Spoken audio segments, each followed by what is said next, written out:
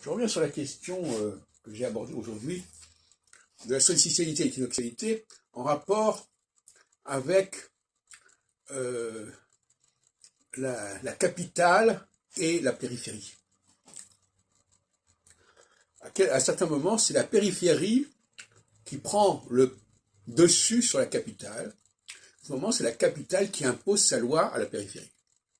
Voilà comment je vois les choses. Et en ce qui concerne la question russo-ukrainienne actuellement, en tout cas ce qui s'est produit depuis un an, puisque ça fait un an que l'Ukraine a été envahie par la Russie, par l'armée russe, je dirais que on est quand même dans une phase solsticiale, parce que la phase équinoxiale, elle ne commence que maintenant. Donc toute l'année 2022 a été marquée par la solsticialité de Saturne. Et force est de constater qu'effectivement, c'est plutôt la périphérie qui l'a emporté sur le centre. Sur le centre comme étant Moscou, comme étant la Russie. À plusieurs titres.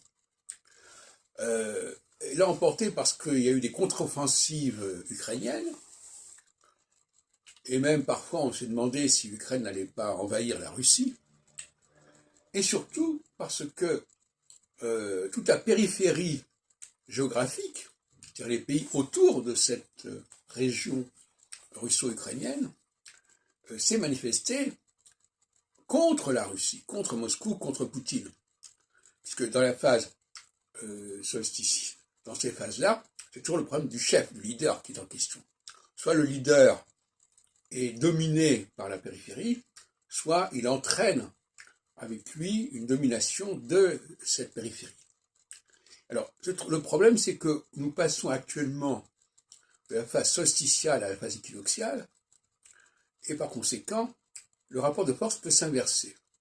C'est-à-dire que c'est la Russie qui risquerait fort de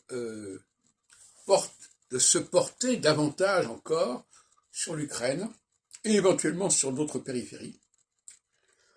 Et donc, on pourrait parler d'une contre-offensive russe, russo-biélorusse d'ailleurs peut-être, contre tous ceux qui ont profité de la phase solsticiale pour l'humilier, pour la contrer, etc.